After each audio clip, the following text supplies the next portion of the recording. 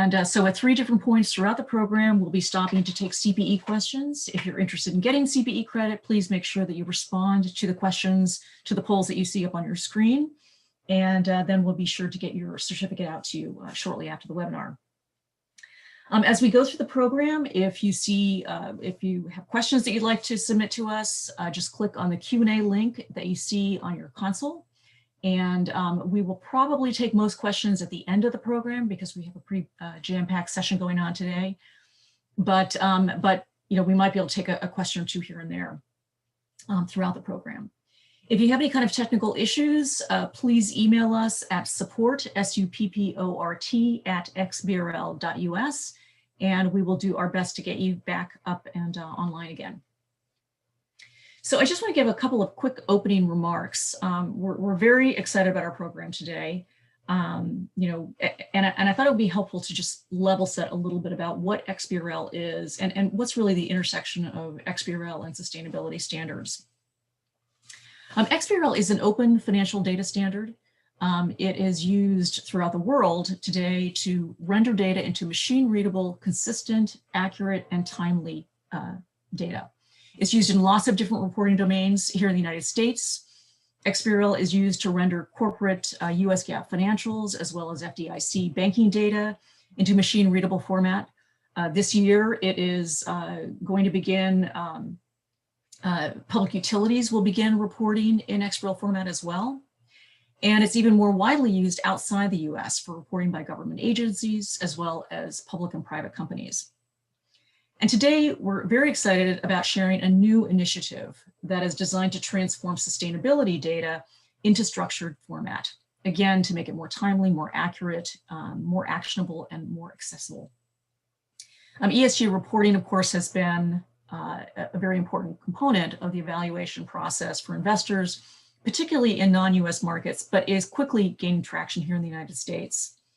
And now the Sustainability Accounting Standards Board, also called the SASB, has taken steps to make this data even more accessible and more valuable by developing XBRL data standards to support it.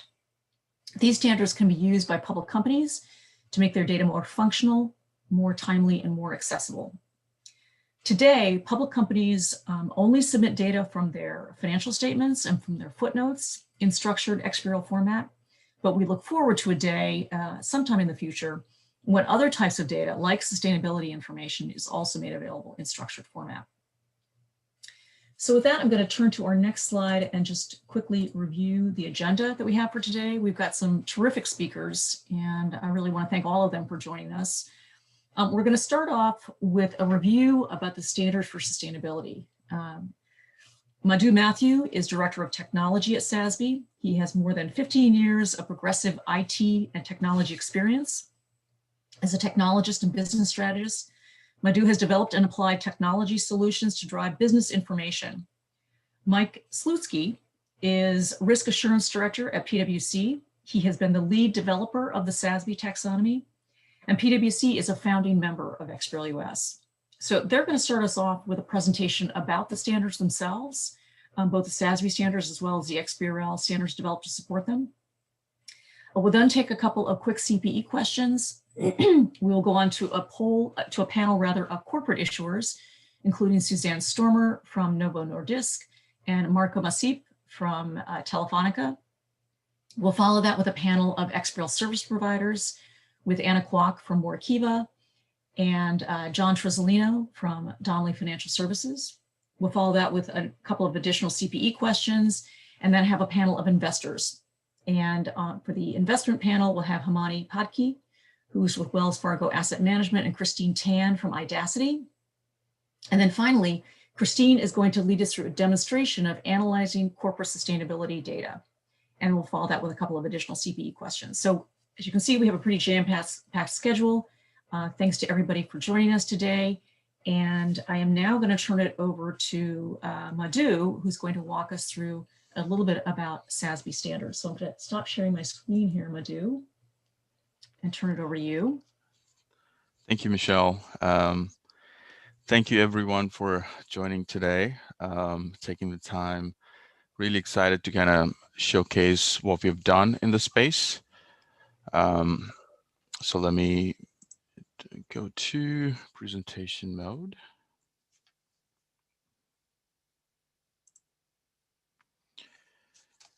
So before, hopefully everybody can see my screen now. Before I begin, I just want to take a moment to thank the PwC team.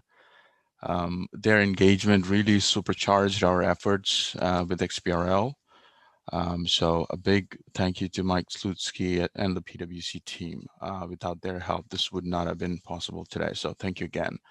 I also want to take the time to thank all the panel participants today. Really excited to see, to hear their perspective and or their help in bringing this webinar to reality today. So I'm going to start by talking a little bit about SASB standards, why we are very much excited about XBRL and what the potential is, and then we will go into the taxonomy itself. So as you all know, SASB, the standards, our standards help companies communicate very effectively to investors on the financial impacts of sustainability.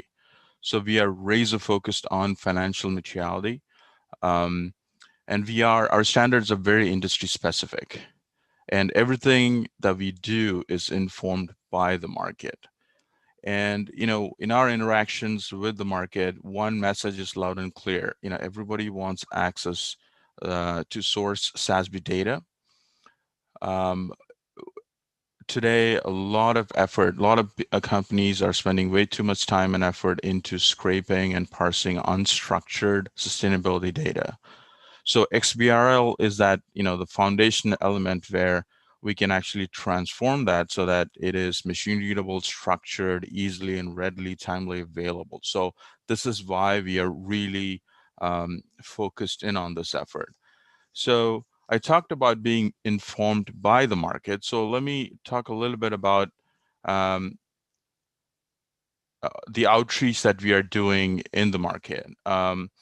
Very fortunate and very excited to say that the investor community, especially the institutional investor community, are adopting SASB. We've seen 5x growth in the number of investors that are using and or licensing SASB standards.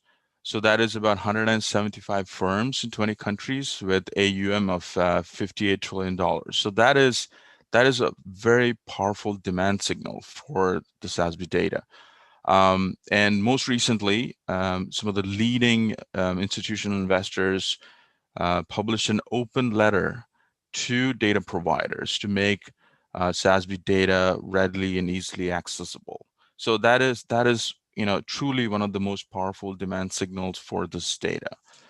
Along with investors, regulatory mandate obviously is a very powerful demand signal as well. So there are regulatory initiatives happening across the globe, as you know. I just want to highlight what SASB is doing in this space. This list by no means is exhaustive, but I just want to highlight a few. For example, in the EU, we are very much engaged with the NFRD initiative, the IFRS consultation. Most recently, Philippines, they recommended using SASB. The UK, again, recommended using SASB. Here in the United States, SEC, as you know, had the amendment to Reg SK, where they kind of now ask companies to disclose on human capital issues. Even though it's a principles-based approach, the amendment says that companies can disclose material information related to human capital using existing standards, and SASB standards do account for human capital issues. So it's a perfect way for companies to start disclosing on these. So the point I'm trying to make here is across the globe, SASB is engaged with regulatory initiatives wherever possible through public consultation, public comments process.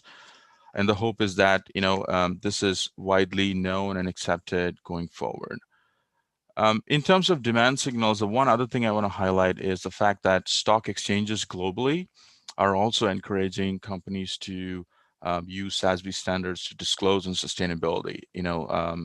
Hong Kong Stock Exchange, Japan Stock Exchange, London Stock Exchange, NASDAQ, and NYSE are a few examples. So this is, again, another powerful demand signal for the data and for SASB standards. Now, I talked a little bit about the demand signals, how that is very strong. What about the supply side of things? There, again, we are seeing really positive trends, really encouraging momentum. Year to date in 2020, we have 497 companies disclosing using SASB standards. So that is excellent. The North American market obviously is doing more, but we are seeing very positive uptake on both in Europe and Asia Pacific as well. So very strong demand, equally positive and strong supply. So now once you have these two in place, being able to connect the two together, kind of having an efficient information supply chain is essential, right? We want that information timely, readily structured, machine readable, so that exchange of information is efficient. So that's where XBRL fits in, and that's, again, why we are so focused on this effort. Before I jump into the taxonomy itself in a second, I want to take a minute to kind of explain some of the, the recent announcements that SASB has made and how that affects XBRL. So we probably have heard of the Group of Five report, leading organizations in this space.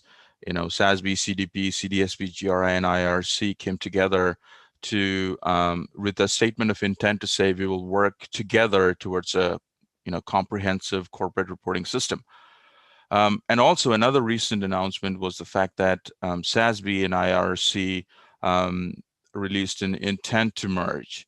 So what does that all mean? So let me take a minute to explain the visual here. On the left side, you will see the financial, reporting with FASB and IASB involved in that. Right next to it is where SASB is, where we focus on financially material sustainability information.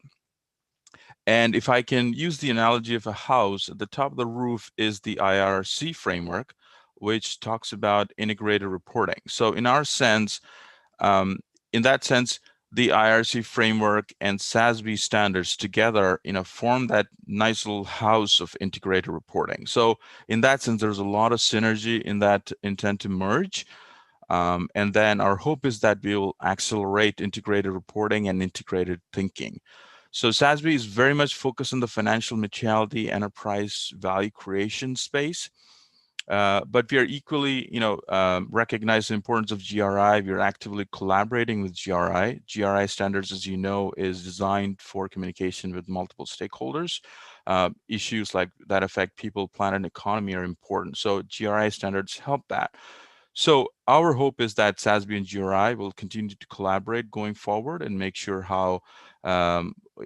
make sure it's easy for those standards to be interoperable. So what does that mean for XBRL taxonomy in the future? So as these initiatives take effect, as we clarified things, as we improve things, our taxonomy is expected to improve as well, the XBRL taxonomy, I mean. And we will try to incorporate these things into the taxonomy so that it makes it easier for corporate filers to tag and assemble content. So I just want to briefly mention that. And now we'll kind of jump into the taxonomy specifics itself. As I mentioned before, SASB standards are very industry specific. So across the economy, we have classified the economy into 77 industries.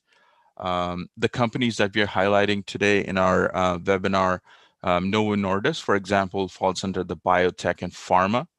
Telefonica, another company we're highlighting today, is under the telecommunications services industry, and Magna International falls under the auto parts industry. So as we progress in the panel discussion today, we'll talk about how these standards are tagged and how they are kind of surfaced in the analytics platform that Idacity will demo later. So again, industry specific standards, and I'll kind of go into how our taxonomy is structured. So I've taken the example of biotech and pharma. So biotech and pharma is the industry. They fall under the broad sector of healthcare. And each industry will have one-to-many disclosure topics. So the example that I have here is drug safety. So each topic will have a code, and HC stands for healthcare, BP for biotech pharma, and the 200 series number indicates that the topic is related to society. The 100 series is environment related, 200 is society related. And each topic will have one-to-many accounting metrics. The example that I've here is, the third metric for drug safety, which is number of recalls issued, total units recalled. So as you can see, it's asking for 2 data points. It's a composite metric. So from a taxonomy perspective, from a data entry software integration perspective, we kind of divide that into 2 data points. We call it the submetric. And when Mike kind of demos the taxonomy, this structure will become very clear in a second because it mirrors the exact same within XBRL as well. So I showed an example of one of the metrics in biotech and pharma. For the entire industry, you have several topics, and each topic will have a couple of metrics underneath it. Majority of these metrics are quantitative, but there are certain qualitative discussion and analysis type of metric as well. So what are we seeing in terms of disclosure? I just want to highlight a couple of trends. Most companies initially they are comfortable with disclosing SASB data in their CSR report. So that's the main trend that we're seeing. So majority of the companies will start off with CSR, and within CSR you'll see a SASB table-like structure where they kind of break it down into topic, the metrics, and then the data for that metric. And many times companies will also provide a narrative around those topics and kind of talk about their perspective and their strategy going forward. So there's a little bit of a good story that they convey as part of the report as well. And then once people get more comfortable with CSR reporting, we see a trend towards regulatory reporting as well. So for example, Hilton, it's disclosed their metrics in their 10K. So in again, a similar kind of a table format. So that was a little bit about what we're seeing in the market. As I said, 497 companies year to date in 2020 have reported. So at this point, I'm gonna transition over to Mike so he can talk more about the XBRL taxonomy itself. So let me stop Thanks, sharing. Madhu. Yep. Let me share my screen. Can you hear me? Yep. Great. So as Michelle mentioned, XBRL is a means of expressing and exchanging business information. So in this case, it's ESG information in a structured, standardized format, right? So an example that I think comes to mind, right, is obviously the annual and quarterly reports that are currently filed with the SEC, such as your 10Ks and 10Qs. So XBRL is also self-describing. So what that means is that nothing beyond the XBRL report and the taxonomy that was used to generate it. So in this case, it could be the SASB ESG taxonomy, is necessary for the receiving system to understand and interpret that information, right? So whether that be a data aggregator system, analyst, investors, et cetera. So now some formats of XBRL are also, there's a format called inline XBRL that allows you to combine the human readable information and machine readable information into one report. So Madhu mentioned the corporate sustainability reports, the CSR reports that many companies file. Such a report would actually be able to be produced in a format that is both, still as pretty and has all the formatting and pictures and human readable. And each of the underlying SASB metrics would be able to be tagged in this digital XBRL format. So let me show you side by side here on the screen how the SASB standards, right? So I have here on the left the biotech and pharmaceutical SASB standards. So if I look at this side, you'll see all the various topics. Madhu kind of covered the hierarchy of the standards, right? It goes into topics, then metrics. Each one has a code, and you'll see a similar information here. So there are 77 individual industries for which SASB ESG standards already exist.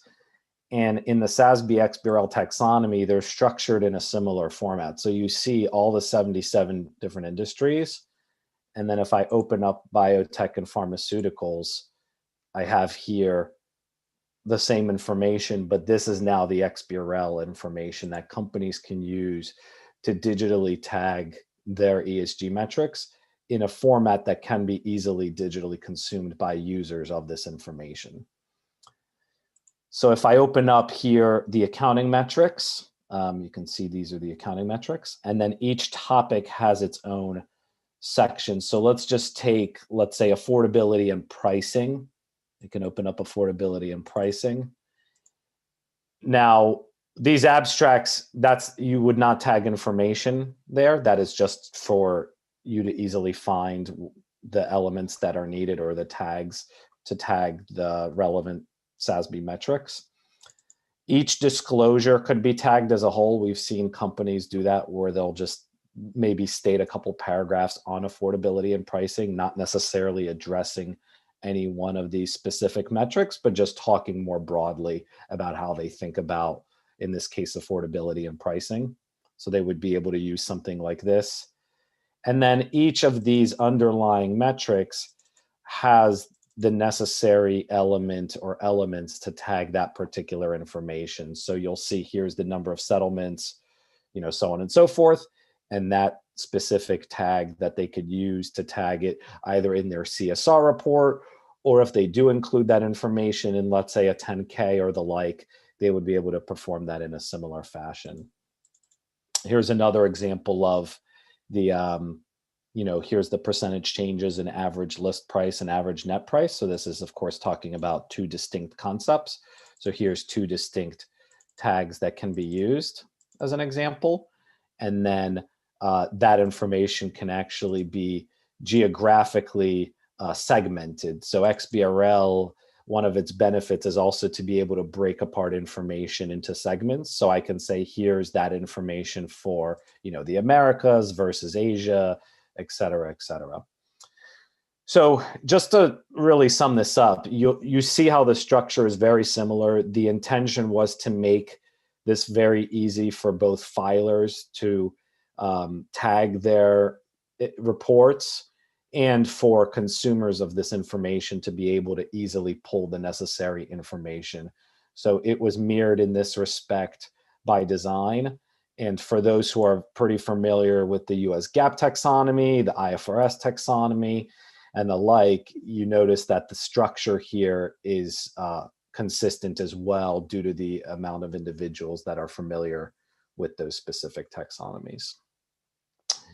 So let me turn this back over to Michelle, and I'm happy to answer questions later on if anyone has. I'll stop sharing now. Mike and Madhu, thanks very much. We're going to take some poll questions now. So let me share my screen. Okay. 1 second. Okay, and as I'm bringing up the poll questions, we actually did receive a couple questions, which I thought I would just jump in. One question for you, Madhu, is someone indicated they're curious as to why it has taken SASB so long to start moving on an XBRL taxonomy. So maybe you can answer that as I start bringing up the poll questions. Yep, that's a great question. So we actually, been looking at XBRL, for a while now. It's not that we were not interested, it's that we were looking for the perfect timing. We did a pilot back in 2016 to see what we could do with XBRL. But back in that time, our standards were still in the provisional phase. The market didn't know much about SASB. So it felt like XBRL was a little ahead of the time back then. But since we've codified in 2018, the demand for SASB is kind of exploded. The momentum is great. Companies are getting comfortable. We are seeing disclosures. So the timing is perfect now to get this foundational element in place. So that would be my answer to that. Great, thank you. We do have a lot of other questions, but I'm going to hold off on them so that we can move ahead. And I'm just going to launch the poll for the first question. So how many industries do SASB standards cover? Is it 77, 444, or 13? So please respond to the question by clicking on the link and to record your answer. We're just going to do 2 questions right now. And I'm going to give about another 20 seconds here.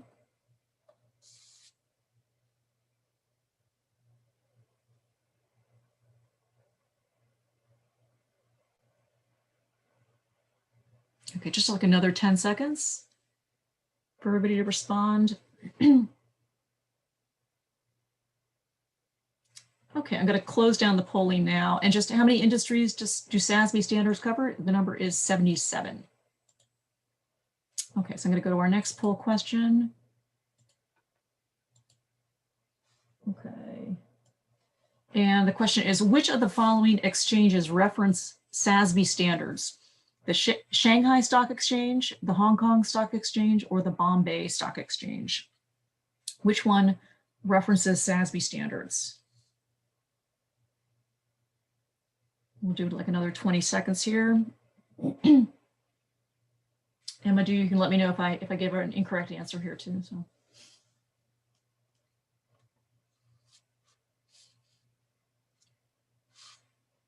Okay, just another 10 seconds.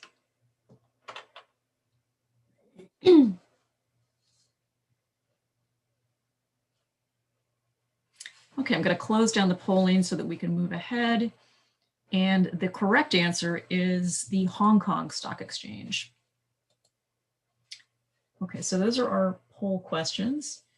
And now we're going to move to the next section, which is going to be focusing on a couple of panels that we have set up. And what we're going to do with the panels is walk through the process of preparing and consuming a machine-readable sustainability report to demonstrate how this may work from a practical standpoint. So we have 3 panels we're going to cover today. The first is issuers. The second is XBRL preparation providers. And then finally, we'll have data users.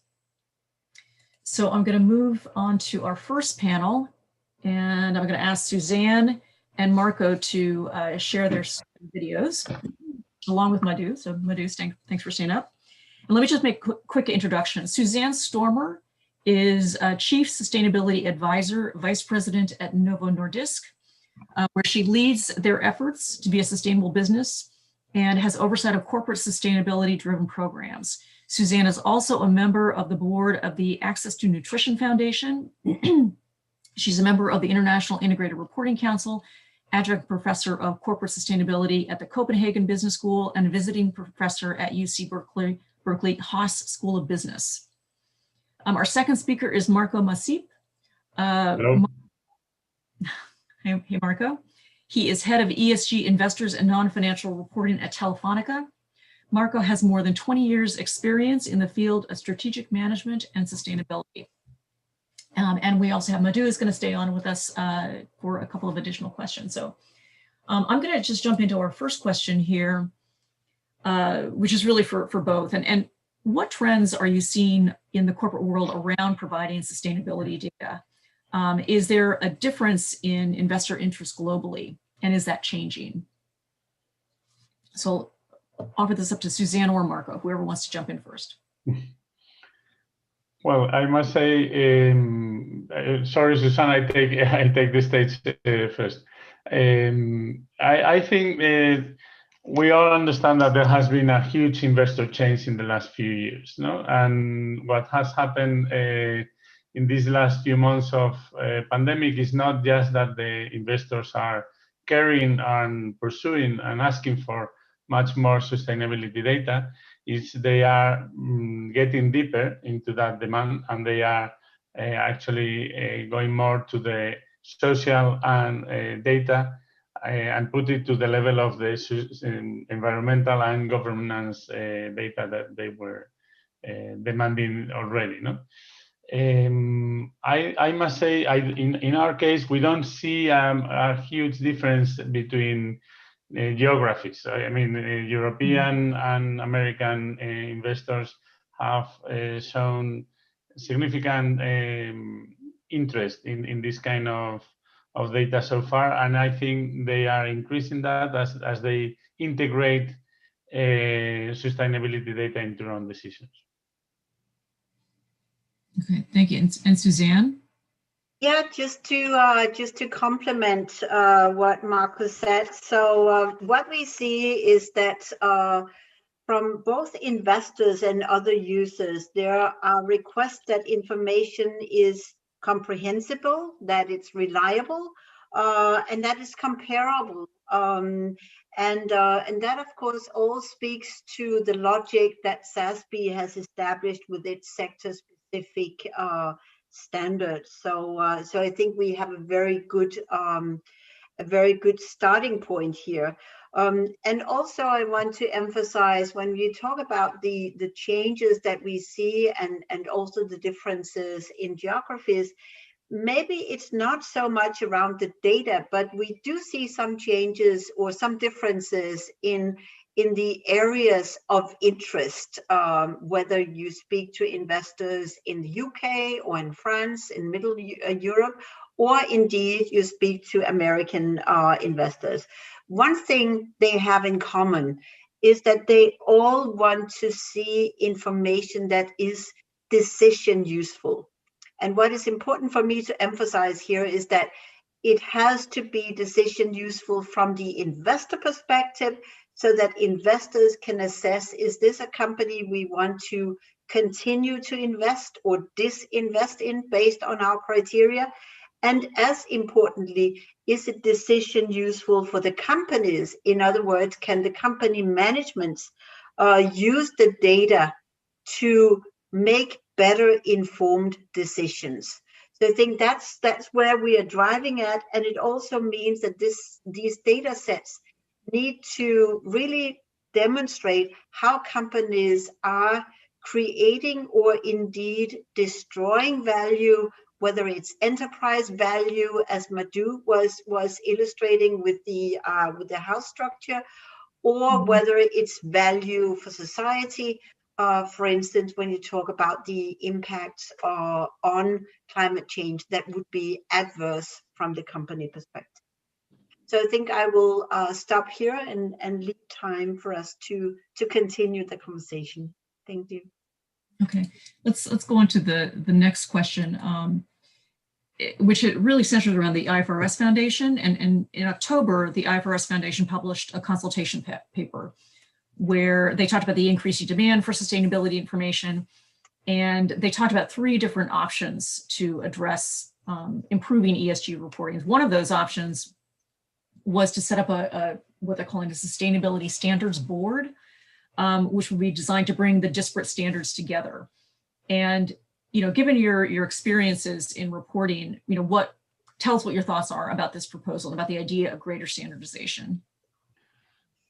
Yeah, maybe I can go first here. So standards is absolutely imperative for us to proceed with having sustainability information arrive at a level that is considered as valid and as reliable as financial data.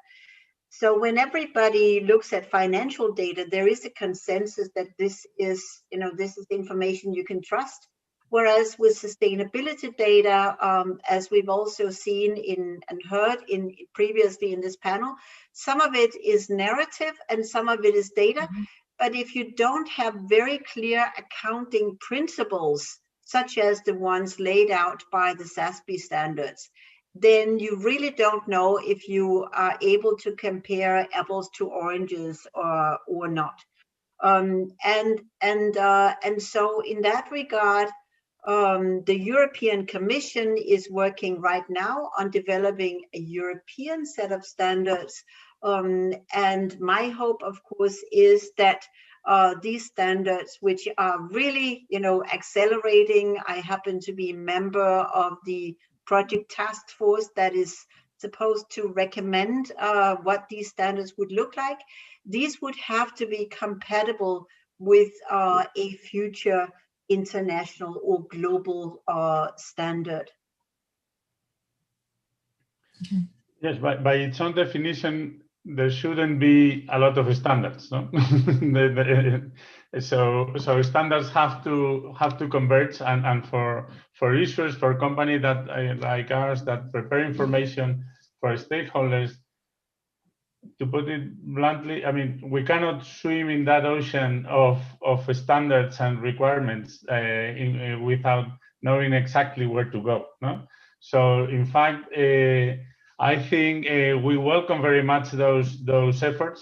I think as preparers, we are more or less agnostic to the initiatives in itself. Okay, what we want is that all of them, I mean, any of them, really has the aim of covering a wide range of companies, a wide range of geographies, a wide range of indicators, enough as to develop the information stakeholders are really demanding. I think in this case, for example, regarding this, SASB is doing a great effort, and I think it's doing not just providing a good approach on the materiality, no, that should be that each industry relates to, but it's also about giving a message that not necessarily hundreds of data or indicators are required, no. So just that it's an effort of going to the point, no. But I think besides that, we also need the regulatory complement, no? And I think Susan mentioned it. Either, I mean, the European Union may have taken the lead, perhaps in aligning this, but it's sure it has to be, any of these initiatives has to have in mind, sorry, that this can be implemented anywhere. I think in some cases this happens more or less like with the GDPR regulation, no? So what happens is that Europeans took the initiative, but then all the big companies apply the same standards to their own operations. For example, Google, Facebook, etc. They said, I'm going to take the best standard to my whole operation, either if they are in Europe or not. So I think here we require some kind of approach like this, or movement like this, in which we can all be sure that we are putting our efforts in providing the information everybody needs. So Michelle, if I could add a little bit here. So as I mentioned before, SASB has been very actively engaged in this IFRS consultation effort. We've reached out to all our partners, our network, to get their point of view, and we are getting very close to releasing our public comments on this consultation. So that should be coming out very shortly. But if I can summarize what we're thinking is, in principle, we agree with what the IFRS Foundation is looking to do. But like Marco mentioned, you cannot swim in a sea of standards. SASB has taken several years of research and market engagement to prepare the standard. So what we are recommending to the IFRS going forward is you need to take a look at ESG holistically, not just climate. One, you have to be focused on company value creation. Long-term value creation is important. It has to be industry specific, and like Suzanne said, it has to be decision useful. And given all the work that has gone into it, and the fact that a lot of companies are comfortable reporting on SASB standards, the hope is that we don't reinvent the wheel in different jurisdictions over and over again. I think companies would like to see consolidation and some consistency happening so that they can tell their stories to the investors in the most effective manner possible. May I also add a little thing about this, is that besides what we are saying, and besides having the standards there, besides having companies like ours to develop the processes for the data.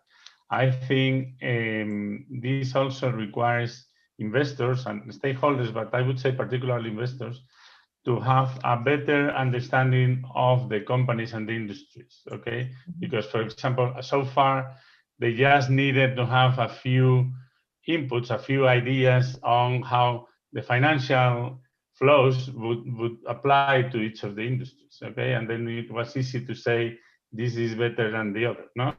But now, as you widen the scope and you include and you incorporate non-financial dimensions to the decisions, like investing or disinvesting, then you require a lot of more knowledge about the impact and how these companies are operating in the communities, how they are operating with employees, etc. And that it is not just that they have the data there, is that they do demand and understand the complementary information Susan was mentioning, no? That is the explanation that goes with the data, no? And I think that's a shift that's going to require perhaps more time than having the standards, I would say. Yeah, and I think that kind of builds on the idea of the SASB standards that are very industry specific and provide a lot more clarity around individual industries. But to your point, Marco, ESG investors really need to embrace that and really need to dig deep into the industries to understand what they're looking at before they can use the metrics successfully. But if I provide, for example, if I fulfill my let's say my table of indicators, no, as Madhu showed before, no, let's say I have my industry, I have these indicators. So they say the following question for the investor would be, so what? No, so how do I interpret this? No, and I think that also requires an effort from them. No? Right. Let's move on to the last question. I'm sorry this is moving so fast. There's so much to talk about here today. But let's just talk about the whole concept of structuring the data in XBRL. How is that going to change the dynamic? How is that going to be? What are the biggest concerns that you may have about putting this data in structured format, positive or what are the positive points about that? Yeah, I can go first on this. So what we've done at Novo Nordisk is actually a very long journey. So very similar to what Madhu said, that we started several years ago with a process of ensuring that the quality of our environmental and social data is on par with the quality of the financial data. So it means that we subject all of the data points that we provide in the accounts to Sarbanes-Oxley processes for, excuse me, for data quality and controls. And that was an important step for us to be able to, last year, for the first time, and I believe it was the first HTML report that was made, integrated report that was made in the world. So we made this HTML format so that the data that was provided can be tagged in XBRL. And we did so, again, trailing the standard setting from financials. That's in Europe, the agency responsible for tagging, the ESMA, is requiring tagging of financial data. And since we wanted these data sets to be on par and be considered equally valid, we of course wanted to take it to that level. So at least we have made that preparation, and if anyone wants to do a shortcut, then I can only recommend to use the SASB standards, because there you have the very granular accounting principles laid out, so that any user can then refer back to that standard. In our case, the evolution has been more stepwise, where we started with developing our own metrics, so to speak, because no standards existed. Then when the SASB healthcare standard was developed, that was the very first of the sector-specific standards. We were part of informing that standard, and so we have been applying it since. But I should say also that many of the indicators that are in the standard are not considered as relevant for our business, so we do not report on them. So we need to have clarity on which data points refer to standards and which are, if you will, company specific, or maybe referring to something that's more GRI compatible. But coming back to your point and your key question, we believe it's absolutely essential that the data that we provide, the data points, are readable by machines and human beings alike. And then to make that point, that human beings can provide more of the context that machines cannot do. So it's not an either or, but really a both and solution that we are looking for. Mhm. Well, adding to what Susanne is saying, I think, for example, we approach sustainability data on the following way. No, we think there are regulatory data or regulatory indicators that those are clearly demanded by law, no, to be disclosed. Then we have standards, the ones that we adhere to, in our case, SASB, GRI, for example. And then we have other, I don't say company specific, but I say, let's say strategic issues, no, for me. But I think in the end, we are talking about more or less the same thing. No? I think making data available, as you mentioned, Michelle, as you asked, will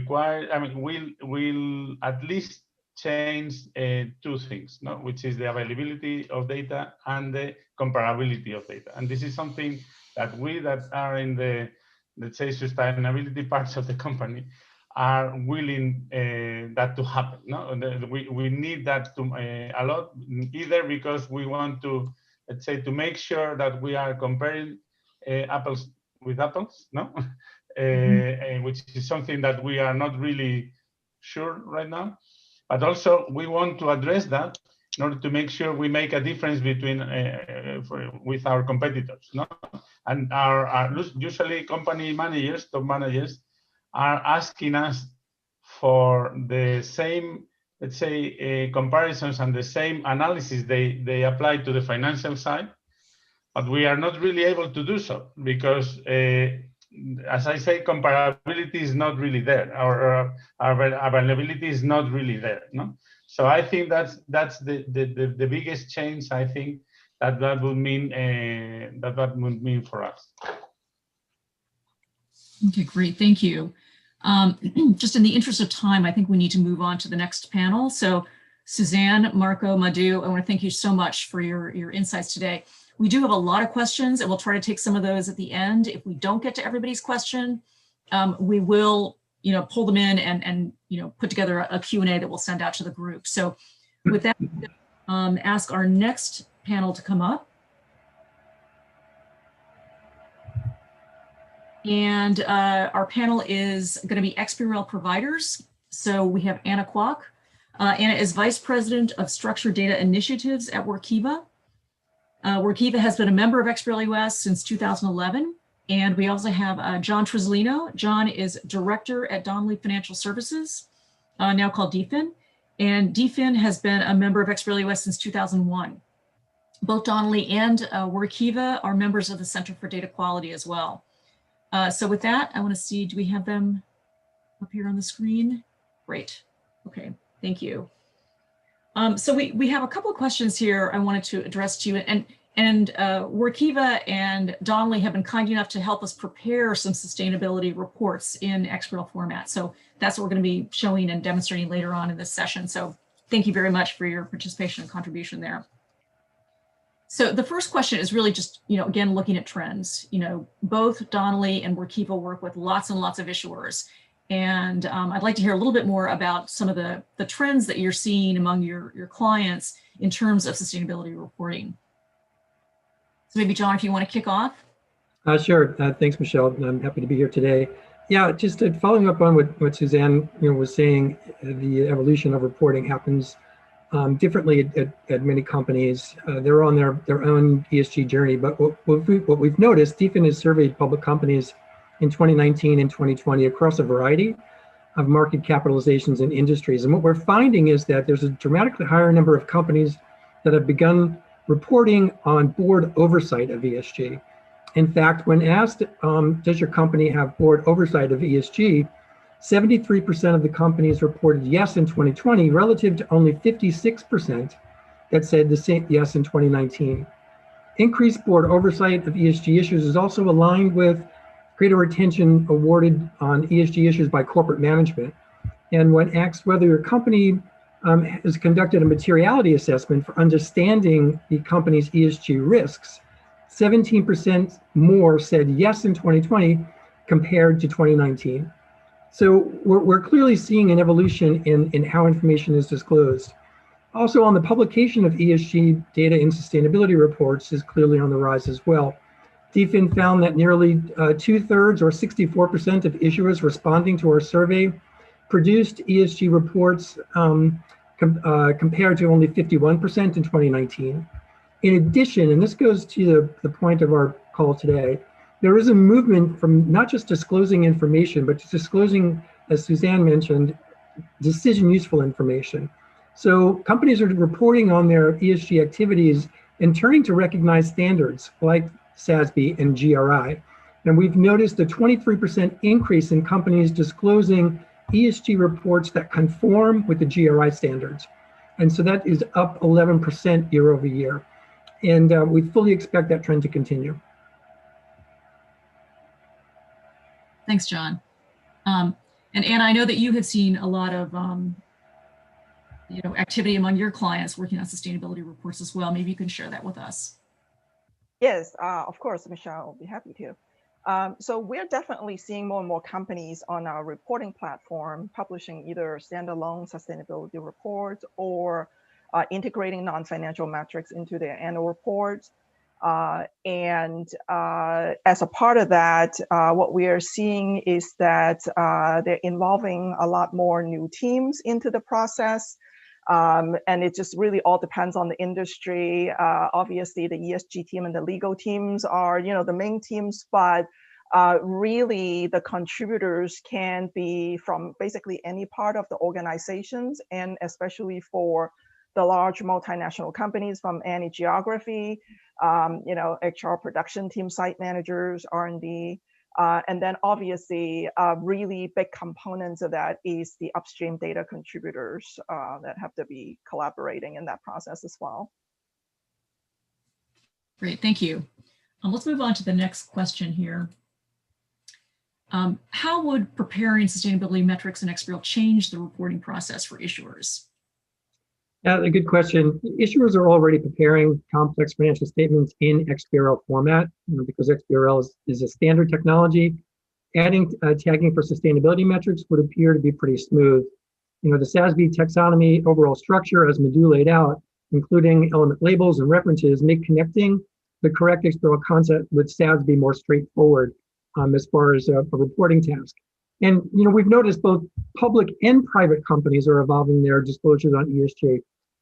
Companies that are going through a materiality assessment in their efforts to disclose on the SEC's recently announced Reg SK on human capital resources might find the SASB framework as a tool to help them identify the items that will be material to the company's long-term strategy and therefore needed to be reported in the 10K this year.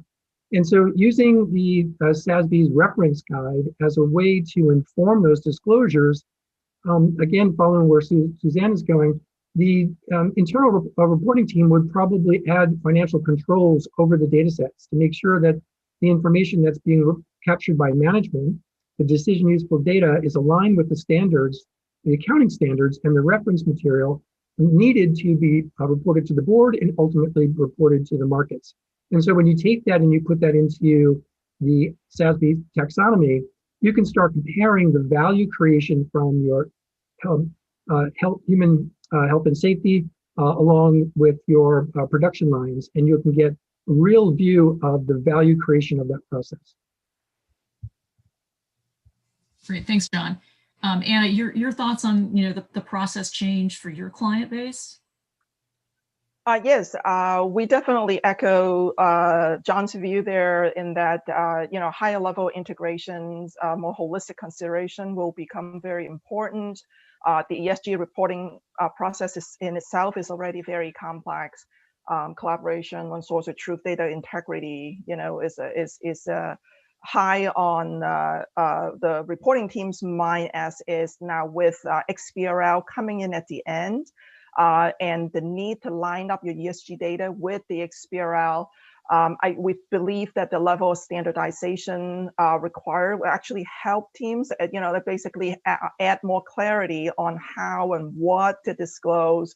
And then also what we are seeing is that there's demand for support across various frameworks, and obviously, frameworks that provide more consistency will be beneficial to the reporting companies, especially considering that if, depending on the filing requirements in the futures, if the non-financial data reporting is actually being subject to the same financial reporting timeline, that could actually accelerate the timing, and therefore making it more and more important. And as John pointed out earlier, that control, identification, policy work, all that would become integrated as part of this process.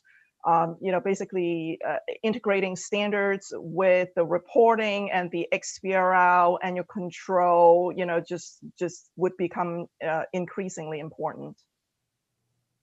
Right, and I think just this last question we have, I think we've kind of answered this to some extent, but obviously our goal here is to move towards regulatory acceptance of SEC acceptance of reports in XBRL format, sustainability reports in XBRL.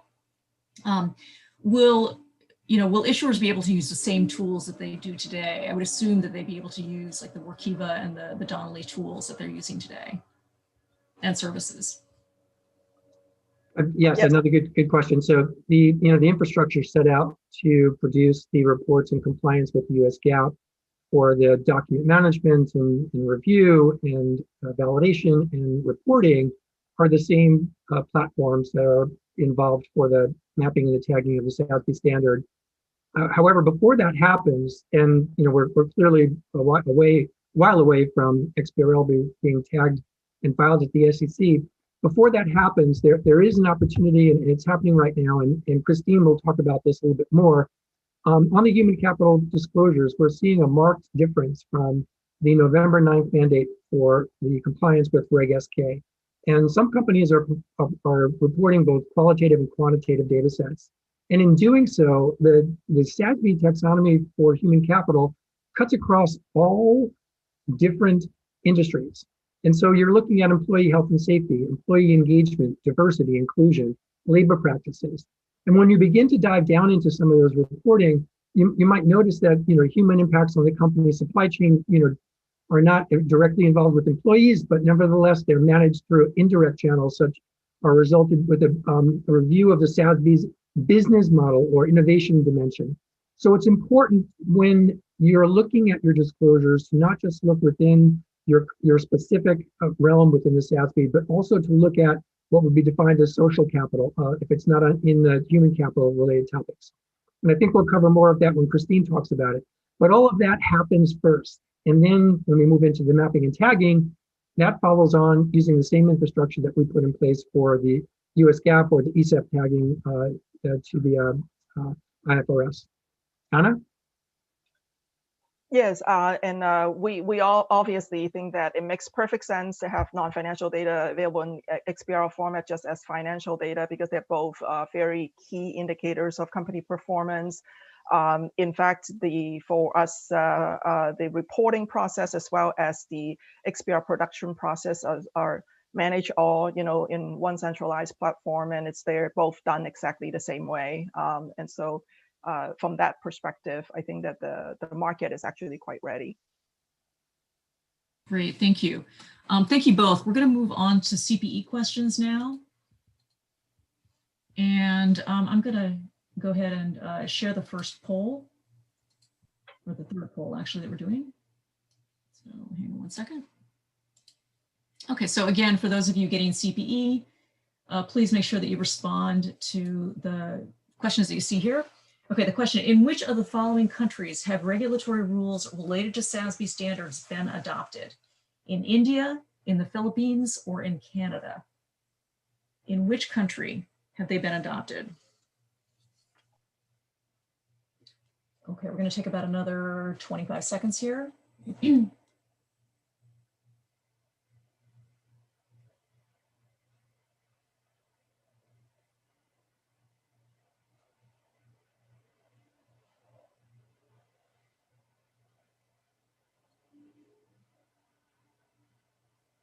Okay, I'm going to end our poll and go to the fourth poll question. Okay, a poll that was conducted among corporate issuers in 2019 and 2020 found evidence of certain trends. Which of the following was not one of the findings? Was it there has been an increase in the disclosure of ESG information, but only among large cap companies? Was it there is greater movement towards more integrated reporting? Or last option, there has been an increase in board oversight of ESG reporting. Which trend are we not seeing among the findings? And these were the findings that, that John from Donnelly, John Traslino mentioned earlier.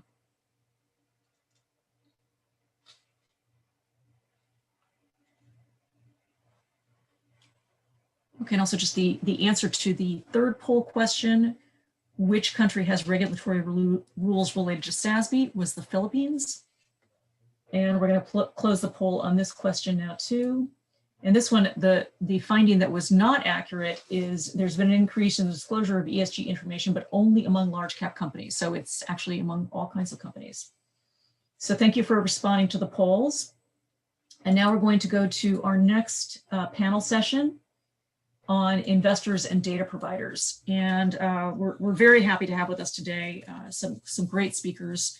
Again, Hamani Patki is Sustainable Investing Strategist at Wells Fargo Asset Management. Her focus is on integrating environmental, social, and governance investing initiatives. Previously, Hamani was Senior Product Manager at True Value Labs, which is a fintech startup providing ESG analytics. And before that, she was the Director of Research at the SASB. Christine Tan is co-founder and Chief Research Officer at Idacity.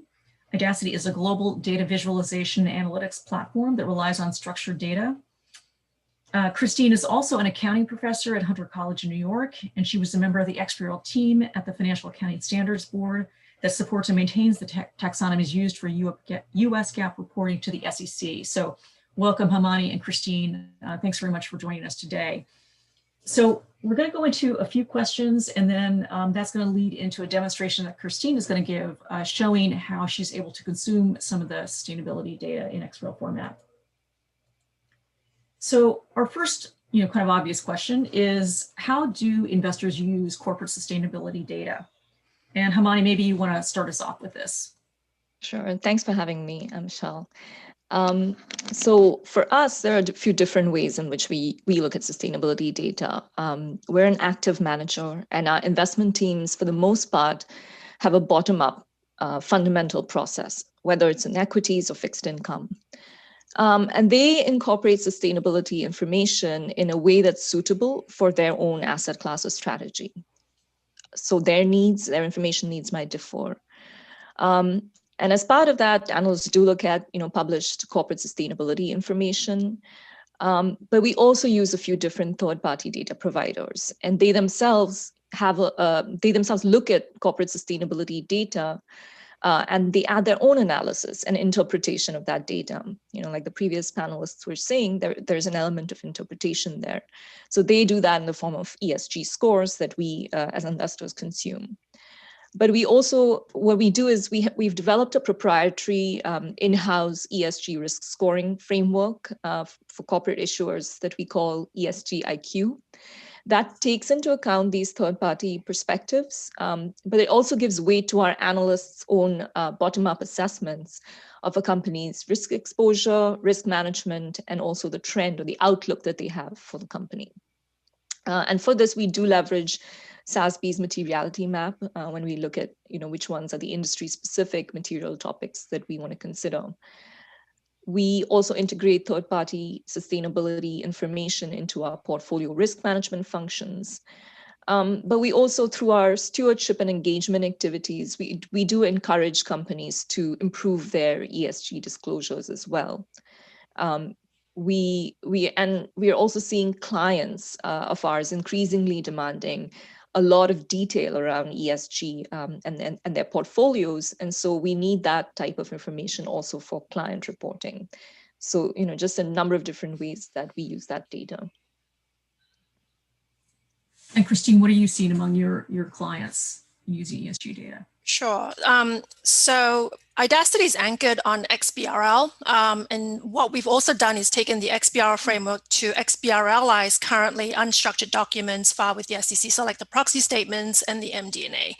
So as it relates to sustainability information, much of that, as you can probably guess, is coming through the proxy statements and the MD&A. So what we see in our client base is that they are looking, the corporate issuers themselves are looking at benchmarking themselves to their peer companies to see how their peer companies are talking about their corporate social responsibility, or maybe even discussing how companies are structuring their executive compensation and diversity and inclusion. And this is all coming through the proxy statements and the MD&A. So I think from a benchmarking perspective, what we see is more benchmarking on the qualitative information right now, because as was discussed before, there's a lack of standardization in terms of the metrics across companies. And so right now, the use case is really focused on qualitative information.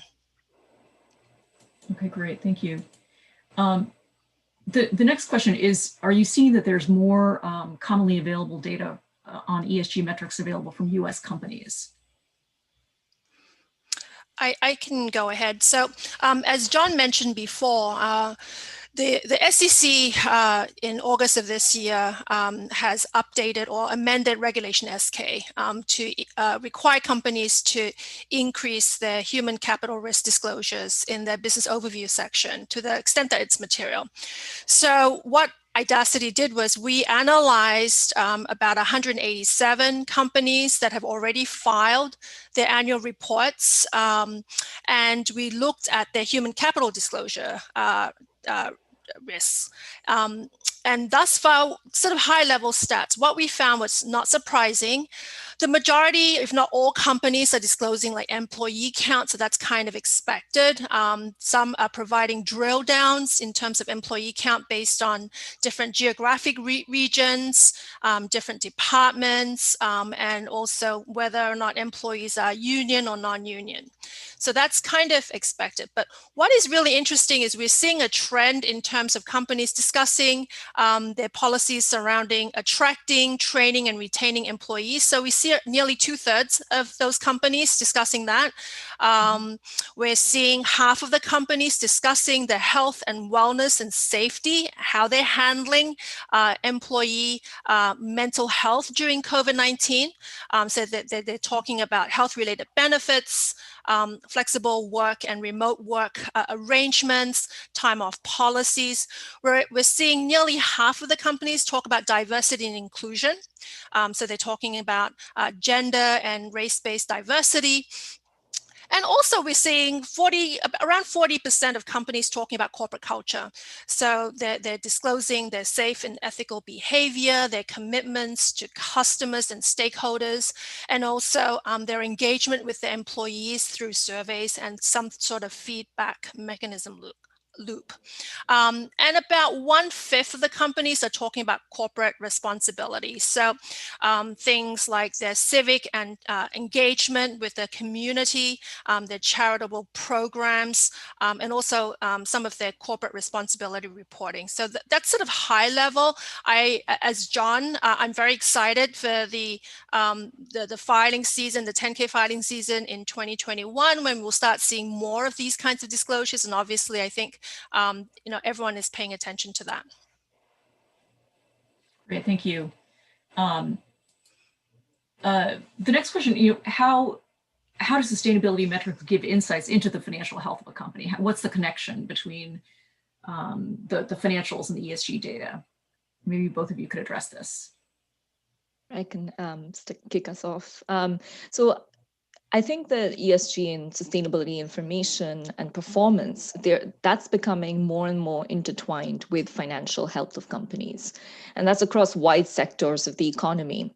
We're seeing regulators and customers and suppliers, and just the general public perception has shifted. So we're seeing increasing pressure from climate change and physical impacts, the urgency and just the scale of the required emissions reductions, the new reports we keep seeing about biodiversity loss, greater awareness around, racial and social prejudices and other inequalities.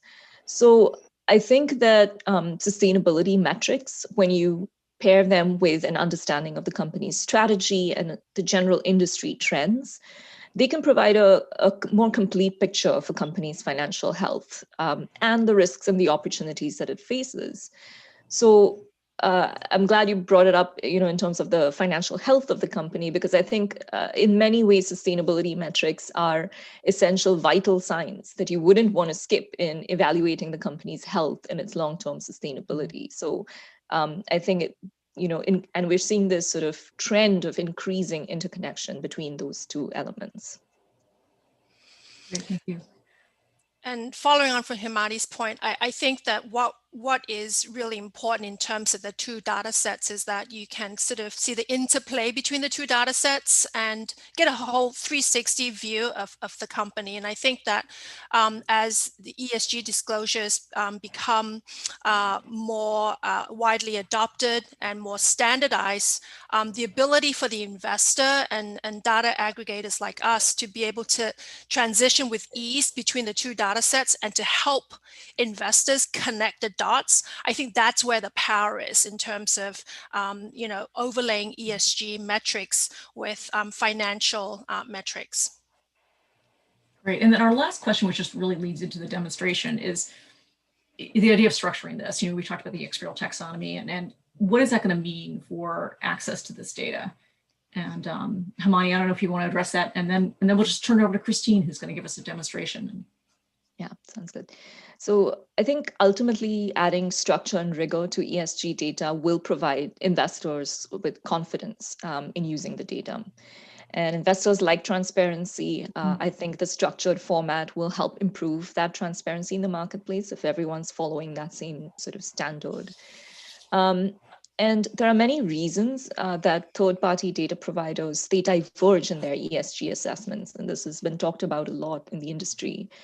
On the same company, but one of the reasons for this divergence is that they're basing their analysis not always on the same underlying data. So if ESG data becomes structured and standardized and easier to bring into the research tools and the technologies that third-party data providers use and that investors such as ourselves have, I think it'll go a long way in making that data more usable, more trustworthy, and I think therefore, more widely used.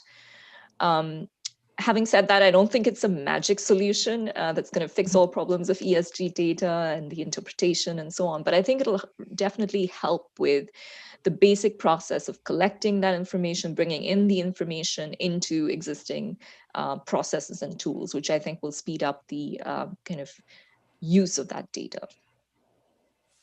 Great, thanks. And Christine, you want to comment on that, or you just want to jump into the demonstration? Sure, I'll just make a high-level comment. So I think that the fact that structuring ESG data using XBRL is a natural kind of extension of the current XBRL mandate for financial reporting. So I think with both ESG data and financial data being in XBRL, as I will demonstrate, provides ease within which investors can sort of navigate from ESG disclosures into financial disclosures and vice versa as well. And I think that can only help garner more, insights and to help investors make critical decisions. So with that, Michelle, shall I go ahead and share my screen? Yeah, please do. I'm going to stop sharing now. And just for everybody on the call, I apologize we're running a little bit late, but we have, as I said, a pretty jam-packed schedule. And I ask if everybody can stick with us for another 15 or 20 minutes, because this demonstration is going to be really impactful. It's going to show you a lot about what XBRL can do in terms of bringing ESG data to light. And then we also have a couple of CPE questions that we need to take at the end. And we also want to try to address some of the questions. We've gotten a lot of questions that have come in. So with that, I'm going to turn off my screen and turn it over to Christine. Okay, great. Michelle, can you see my screen? Yes, I can. And Christine, I just want to tell you, take the time that you need for the demonstration. I don't want. Sure. Okay. Yeah. All right. Great, thanks. So first and foremost, thank you to DFIN and Workiva for tagging the 3 sample ESG documents that I'll be using for today's demo.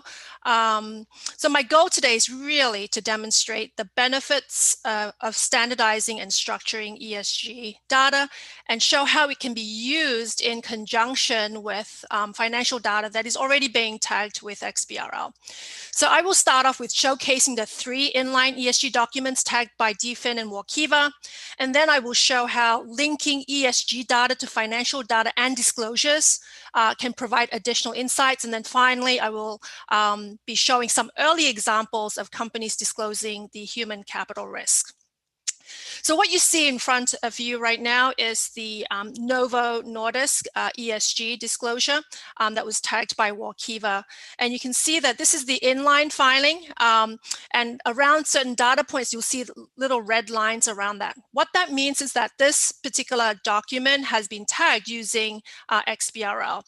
So what is nice about inline, as Mike mentioned before, is that it gives the human the ability to look at the document, but underlying all of that is actual data that allows the human to also do data analytics with it. So as an example, if you're looking at Novo Nordisk, product recalls, and they're talking about how they've had 4 product recalls from the market. And because that data point's been tagged, I can simply now click on that and see the nice time series data for that. So obviously here in this one document, there's just 3 data points that were tagged, but it gives us a sense of the potential trend for product recalls for Novo Nordisk. What would be nice is that we can benchmark this type of data to other companies. So again, I'm working with a limited set of 3 companies. So I had to find some metrics that were commonly disclosed across the 3 companies for this demo. So a natural KPI to start with is to look at the number of employees. So if I click on the number of employees here, you can see that Novo Nordisk has their number of employees here, but let's try and compare that to another company that was tagged for this particular demo. I'm going to benchmark Novo Nordisk's number of employees to Magna International. Now, given that the 2 companies are from different industries, you sort of can extrapolate from that and the type of capabilities that can afford us when we structure the data. So if I click on refresh, you can now compare side by side Magna International, their number of employees over time, and you can see that overlaid with Novo Nordisk's number of employees. So that's a good sort of way to think about structuring ESG data. It gives us the ability to compare across companies pretty instantaneously. So that's the first example. In the next example, we're looking at Telefónica's ESG inline that Workiva tagged. Excuse me, Christine. Sure. I think we're still seeing statement of social performance. Oh, okay. Yeah, I think it's just maybe a screen. Okay. Were you able to see the benchmarking? So let me click No, we did not see the graphs. Can you see that? Okay, now I thought it just changed. Oh, okay. So you weren't able to see the benchmarking or any of that? No. So if you could just show that again, that would be great. Sure. Yeah. So I'm going to show Novo Nordisk product recalls. Here's the nice time series, right? Real time. So I'll just quickly run by this and then do the comparison for the number of employees with Magna International. Click refresh, and now you can see literally the data, updated in real time, being able to do that benchmark comparison. So now you see this, right, Michelle? This is all real time? Yes, that's great. Okay, fantastic. Thank you. So I apologize for that. I didn't realize that it was on pause. Now moving on to Telefónica's inline document, you can see here that Telefonica has a nice time series for total energy consumption and measured using megawatt hours. So if I click on that, You can see this really nice time series here for Telefonica for their total energy consumption.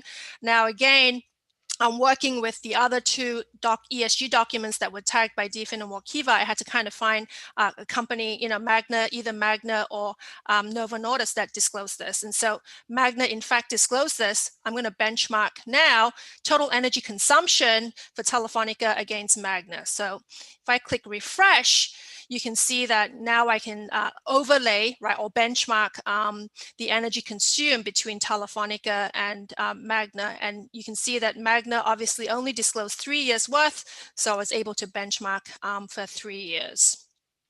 Now, if I wanted to benchmark the percentage of energy from renewable sources, if I click on that, you can see there's a nice time series for Telefonica, benchmark that against Magna, click refresh, and you'll see that Magna doesn't pop up on the graph. And that's because Magna didn't disclose this in their particular ESG document. So again, this just to re-emphasize the point again that it's important for us to be able to have standardized metrics so that we can compare across companies and do the kind of benchmarking that I've been able to show you. Moving on to the next example, I'm going to look at Magna's ESG disclosure that was tagged by DFIN.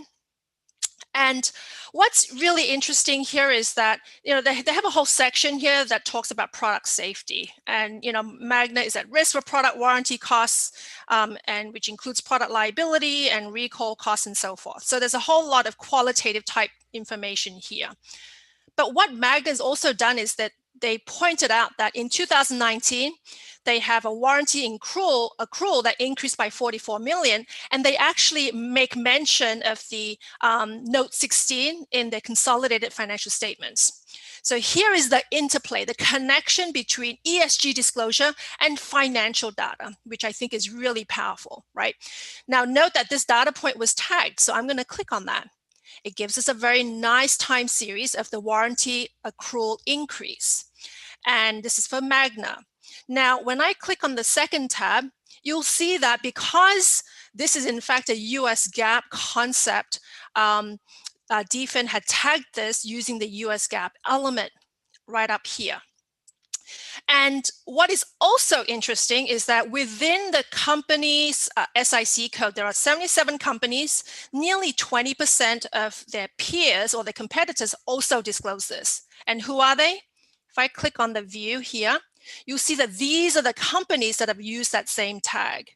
So let's go back now and benchmark this particular warranty accrual increase to some of these peers. I've already selected 2 of these companies. I'm going to click on refresh.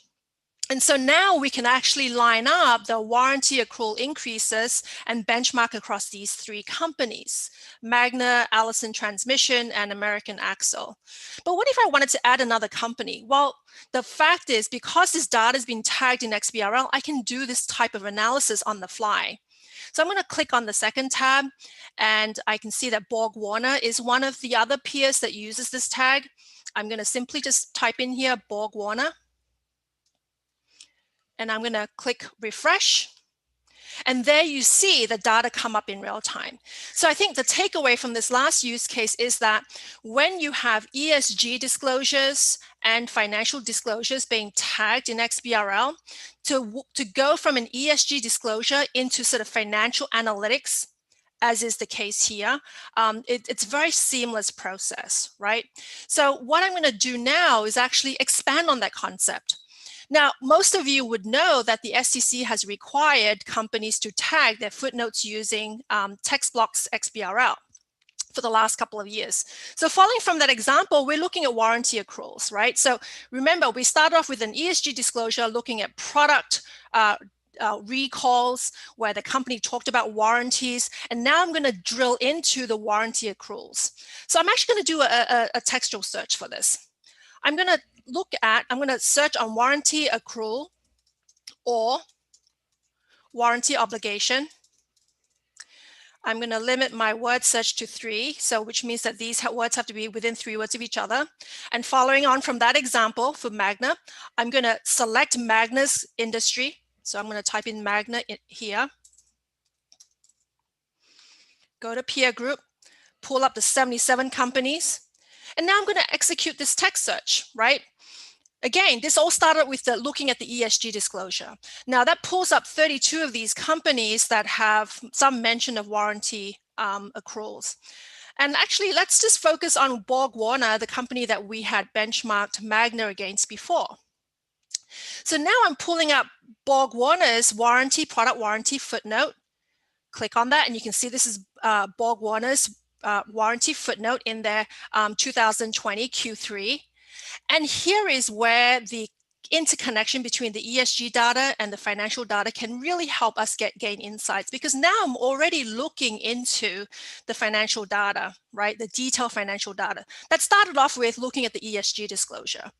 And so now by selecting this little box up here, I can now start visualizing some of these financial data that now we can compare between BorgWarner, and if we wanted to compare that back to Magna, we could. How do we do that? Well, I'm looking at the warranty accruals here for BorgWarner.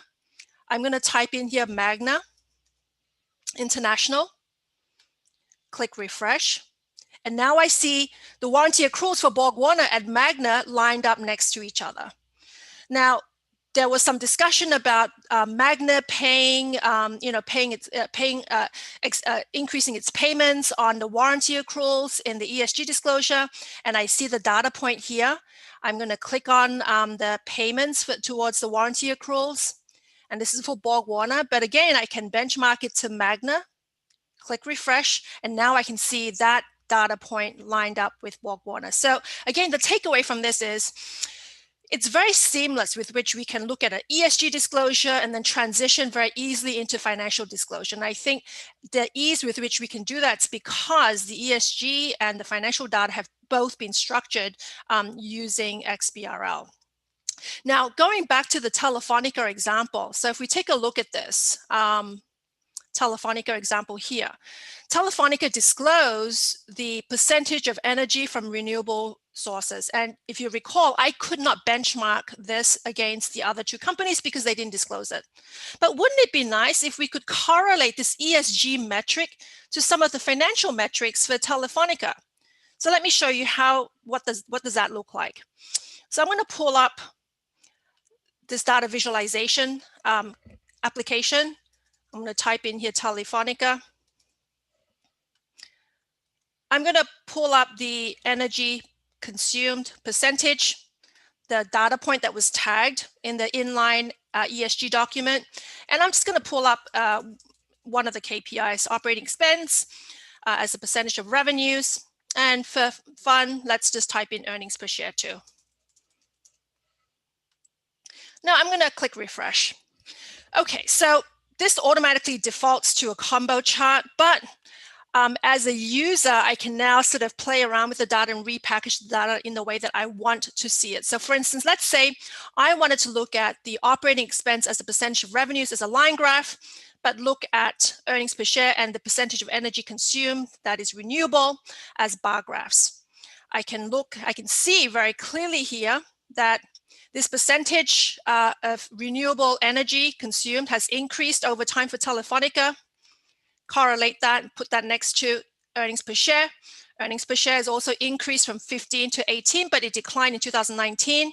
Now, if I overlay that with operating expenses as a percentage of revenues, you can now see that, okay, the increase in energy consumed, renewable energy consumed, has increased from 15 to 18, and that is correlated with, a decline in operating expenses as a percentage of revenue, but that has increased in 2019. So again, this is all very high level type analysis, but it shows you how once ESG data can be overlaid with financial data, that it allows the investor or the analyst to be able to really dig into some of these interesting correlations that might exist between the two data sets. So that's that example. Now, as I mentioned before, human capital risk has been on the top of a lot of people's minds. And so I just wanted to quickly show you this PowerPoint slide of the analysis that we did that I mentioned before. As I said, here's the distribution in terms of what companies are talking about as it relates to human capital risk based on the initial 10Ks and 20Fs and 40Fs that we're getting this year so far. And you can see that one of the key areas that companies are talking about is this, attracting, training, and retaining employees. And more specifically, they're talking about employee turnover. So what we did is I kind of was curious about that. So I wanted to look at some companies and how they're talking about employee voluntary turnover. And this is also something that the SASB has included in its human capital bulletin. So let's take a look at some examples. So I did a search of voluntary turnover, and I'm going to click on this card here. Now, when I click on the icon up here, you can see that I literally just searched on voluntary turnover. I've searched for all companies for the period 2020, and I'm limiting my search just to the business overview section. And when I unfilter, you can see that of the 187 or so companies, 12 companies mention specifically voluntary turnover in their business overview section.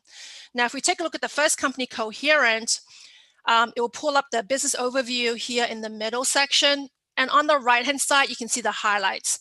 Now, you'll notice that with Coherent, they actually specify that their voluntary turnover is 5.2%. So if I click on that, you can see exactly where they talk about it in their disclosure in the middle here. Now, contrast Coherent to Shift Pixie. If I click on their business overview, you can see on the right-hand side here, the highlight where they talk about voluntary turnover, and it's more qualitative, right? So they mention that they have a low level of voluntary turnover. And when you look at the 12 companies, that's sort of the mixture, right? You've got half of the companies approximately that mention or disclose specifically the percentage of employee voluntary turnover, and just slightly more than half of the companies talk about it in a very qualitative sense. Now, as I was listening to John speak before, I'm obviously an advocate of companies disclosing more quantitative metrics so that we can actually structure that data and show the capabilities of correlating that data to other financial data. So for the few companies, and I'm working with a very limited set here, for the few companies that did disclose employee voluntary turnover percentage, what does that data look like? So let me take a look here. I was able to plot that, and I created a chart that looked at employee voluntary turnover percentage, and I correlated that with a financial metric. So let's take a look at what that data looks like. I'm going to put on the x-axis the employee benefits and share-based compensation. And obviously, because I'm working with a very limited set, they come from different companies, come from different industries, different sizes. So I control for size by scaling or dividing employee benefits and share-based comp by percentage of total assets, right? And so here, when you've got on the x-axis, the employee benefits and share-based comp as a percentage of total assets, and on the y-axis, we have voluntary turnover rate, you can see, even with the very limited data set here, that there is a negative correlation, right, between these two metrics. And this is consistent with, what I would expect, right? Companies that have lower voluntary turnover rate tend to pay their employees more, right, in terms of share-based comp and other types of benefits, and that's what is, that is exactly what I would expect. And again, I mean, the caveat here is I'm dealing with 5 companies, so we can't really extrapolate too much, but from the very little data points that I have, we can see some sort of correlation here. So the point is, imagine if we had a lot of this data, and imagine that we could compare these two metrics across hundreds of companies or thousands of companies. We would be able to get a lot more insights from the data than we could now with this very sparse data set. And the beauty too of structuring data is that because all of this is now structured and machine readable, it allows us to do things like, as an analyst, be able to dig into the data points. So if we look at Coherent, I'm curious about their 5.2% of employee turnover rate. I can now click on that data point and go back to the narrative disclosure, right? And see how they're talking about this 5.2%, which they say is substantially less than the benchmark data right here. And so I think the big takeaway from this is that when you structure ESG data and using XBRL, specifically the SASB's taxonomy, and you overlay that with financial data, it allows investors to be able to move seamlessly between ESG disclosures and financial disclosures, but also be able to overlay the ESG data with the financial data very, very easily, as hopefully I've demonstrated today. Michelle, I know I'm over time, so I just wanted to quickly kick this back to you. Christine, thanks so much. That was great and really, really helpful. What I am going to do now is go to our final CPE questions. And oops, I realize I'm not sharing my screen. So bear with me one second here.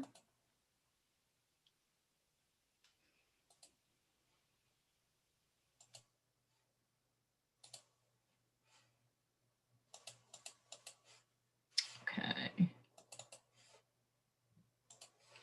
So I'm going to open up our final poll questions.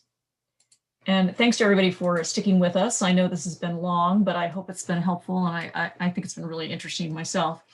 So the first question we have is, in 2020, the SEC published a final rule to modernize Regulation SK, which included a reference to revise Item 101, description of business, which now includes, is it number 1, a description of the registrant's human capital resources, including management objectives, or number 2, a description of the registrant's climate protection strategy, including management objectives, or is it number 3, a description of the registrant's corporate impact strategy, including management objectives? Which is the correct response? And we'll take another 20 seconds or so with this question.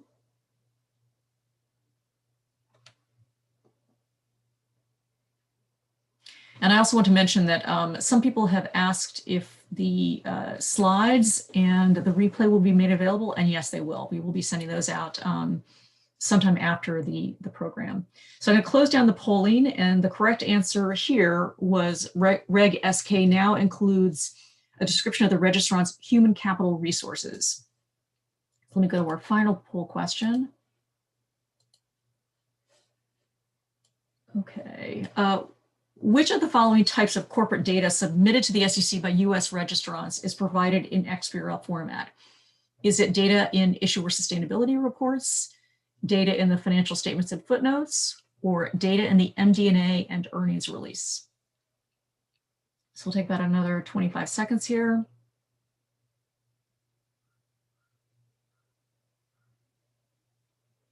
I also want to mention that we did receive a lot of questions, and I'm sorry that we weren't able to get to those questions. We just had a lot of content to cover, but our plan will be to go through each of the questions and get them to the right speakers so that we can get answers to every single question that was submitted. So I really appreciate all the feedback. Okay, we're going to close down the poll here, and the correct answer to this question was data in the financial statements and footnotes is the data that is now provided to the SEC. So that concludes our presentation today. I want to thank all of our speakers. I think everybody did a wonderful job. We had Anna Kwok from Workiva, John Trizolino from Donnelly Financial Services. We had Suzanne Stormer from Novo Nordisk, Marco Masip from Telefonica, Christine Tan from Idacity, Hamani Pradki from Wells Fargo Asset Management, Mike Slutsky from PwC, and of course Madhu Matthew from SASB. So this obviously was a pretty popular session today, and we expect to have more sessions going forward covering similar topics. And in fact, I wanted to mention that XBRL International is going to be conducting their annual conference in April 2021, and there will be a big focus on sustainability data at that event. So please watch your calendars. We'll get information out to you all about that event coming up, and we hope to see you on future XBRL US and XBRL International programs.